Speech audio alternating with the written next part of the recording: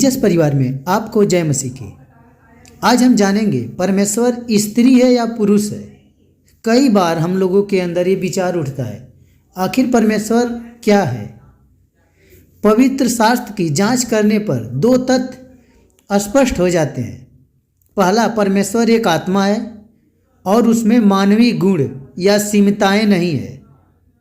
दूसरा, पवित्र शास्त्र में निहित सभी प्रमाण इस बात पर सहमत होता है कि परमेश्वर ने स्वयं को मानव जाति के ऊपर एक पुरुष के रूप में प्रकाशित किया है।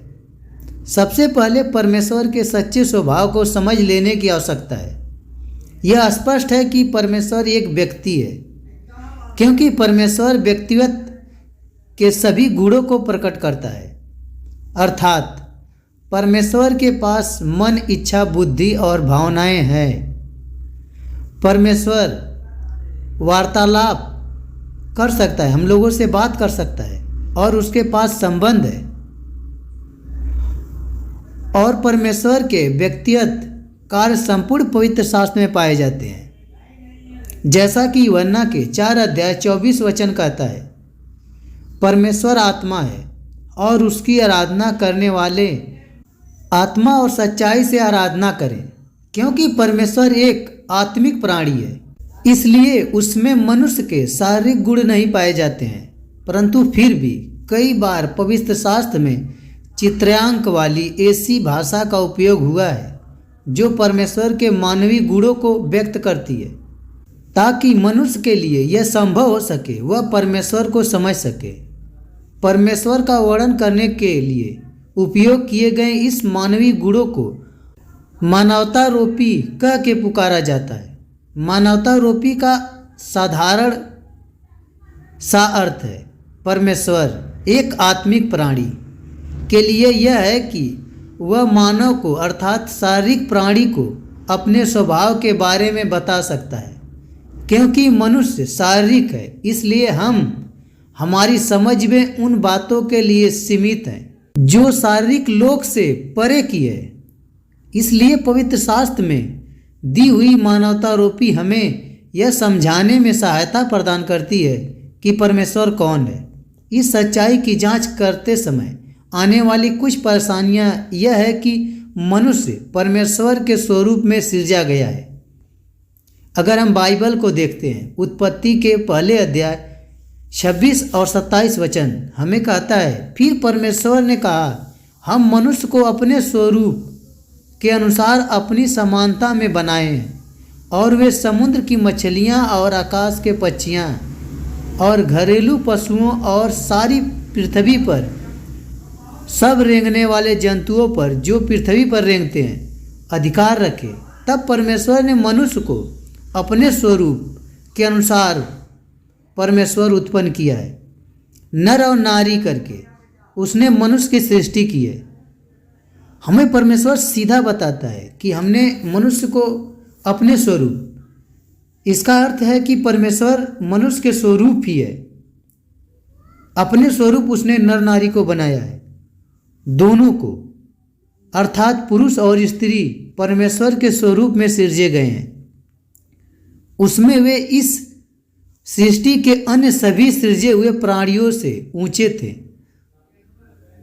परमेश्वर की तरह ही उनमें मन, इच्छा, बुद्धि, भावनाएं और नैतिक योग्यता है। हर मानव जाति में पशुओं के पास नैतिक योग्यता नहीं है और ना ही उनमें मनुष्यों की तरह अभौतिक तत्व है।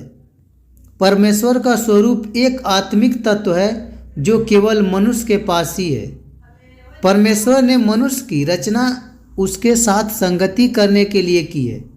मानव जाति ही केवल ऐसी सृष्टि है जिसकी रचना इस उद्देश्य के लिए की गई है कि परमेश्वर उसके साथ संगति कर सके। ऐसा कहने का यह अर्थ हुआ कि स्त्री और पुरुष दोनों परमेश्वर के स्वरूप पर रचे गए हैं। वे परमेश्वर की छोटी नकलें नहीं हैं। स्त्री और पुरुष के होने की सच्चाई का अर्थ है यह बिल्कुल भी नहीं है कि परमेश्वर के पास स्त्री और पुरुष के गुण है। ध्यान रखें, परमेश्वर के स्वरूप में रचे होने का लेना देना सारी गुणों से बिल्कुल भी नहीं है। कि परमेश्वर जिस तरह इंसान शारीरिक रूप में है, परमेश्वर ऐसे ही है। हम जानते हैं कि परमेश्वर एक आत्मिक प्राणी है और उसके पास शारीरिक गुण नहीं है, परंतु फिर भी यह इस बात को सीमित नहीं कर देता कि परमेश्वर कैसे स्वयं को मनुष्य के ऊपर प्रकट करता है। पवित्र शास्त्र में वे सारे प्रकाशन दिए गए हैं जिन्हें परमेश्वर ने स्वयं के बारे में मनुष्य को दिया है, और इसलिए केवल वही परमेश्वर के बारे में सूचनाओं के वस्तुनिष्ठ स्रोत हैं। जो कुछ पवित्र शास्त्र हमें बताता है, उस पर देखते हुए उस आकार के बारे में कई बातों का पता चलता है जिसमें परमेश्वर स्वयं को मनुष्य के ऊपर प्रकट करता है। परमेश्वर के पिता होने से संबंध में पवित्र शास्त्र में लगभग 170 संदर्भ ऐसे पाए जाते हैं।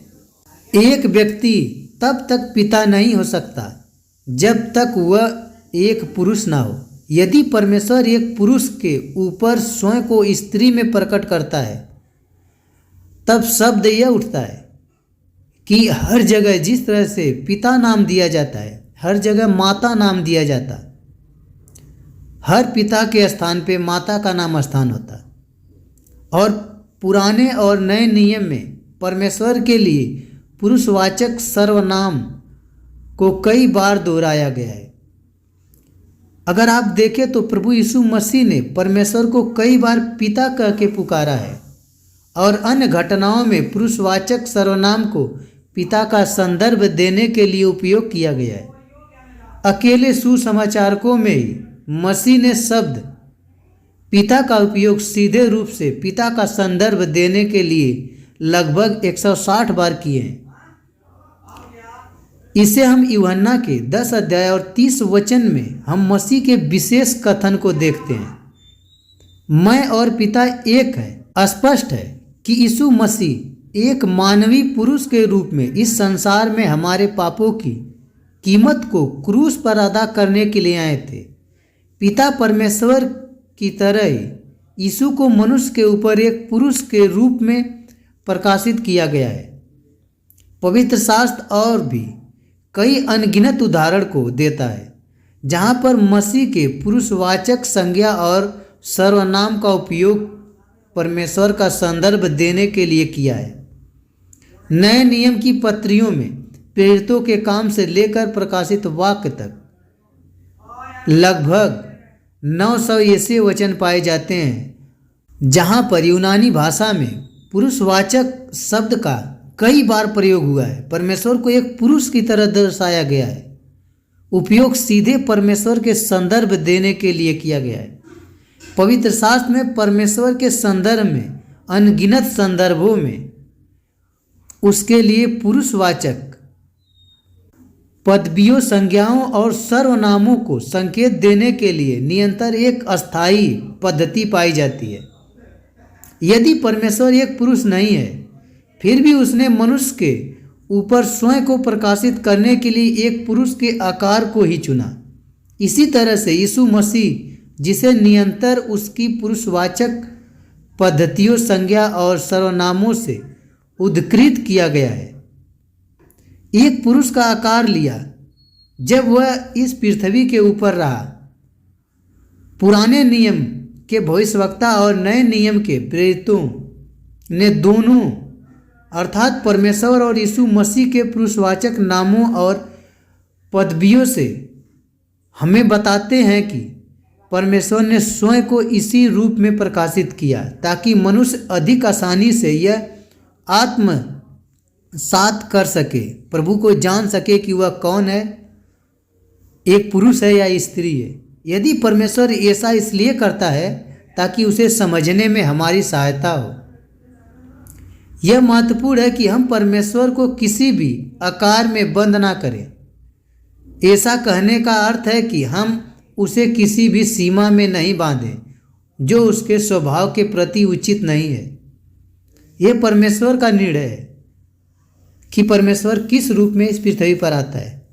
अगर आप शास्त्र देखें तो शास्त्र में कई बार बताया गया है परमेश्वर एक पिता के रूप में आता है और सभी को बेटे बेटियों के रूप में बुलाता है। तो पवित्र शास्त्र तो हमें यही दिखाता है कि परमेश्वर एक पुरुष के रूप में है, मगर हमें कभी नहीं परमेश्वर को बांधना चाहिए कि परमेश्वर एक पुरुष ही है, स्त्री नहीं है। परमेश्वर एक पवित्र आत्मा है, वह किसी रूप में भी अपने आप को प्रदर्शित कर सकता है। अगर हम शास्त्र को देखें तो हर बार वो पुरुष के ही एक पिता के रूप में रहता है। आमीन।